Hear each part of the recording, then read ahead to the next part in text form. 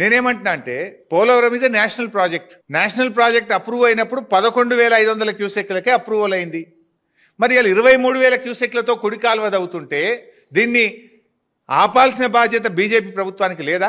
మరి 23,000 క్యూసెక్కులతో దవ్వుతే national project కింద డబ్బులు ఎట్లా చెల్లిస్తున్నారు? గతంలో 11,500ని 18,000 చేస్తే ఆనాటి బీఆర్ఎస్ ప్రభుత్వం అబ్జెక్షన్ చెప్పింది. అబ్జెక్షన్ చెప్తే పేమెంట్లు ఆగినాయి, కేంద్ర ప్రభుత్వం డబ్బులు ఆపింది. కానీ రేవంత్ రెడ్డి ప్రభుత్వం వచ్చినాక, కాంగ్రెస్ ప్రభుత్వం వచ్చిన తర్వాత ఇప్పుడు 18,000 కాస్త 23,000 అయిపోయింది, డబ్బుల చెల్లింపు అయిపోయింది.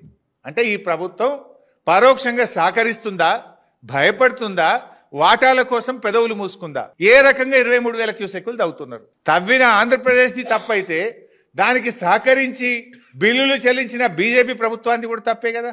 అంటే బీజేపీ ఇటు ఆంధ్రప్రదేశ్ ఇద్దరు కలిసి ఎవరు గొంతు నొక్కుతున్నారు? తెలంగాణ గొంతు విసుకుతున్నారు.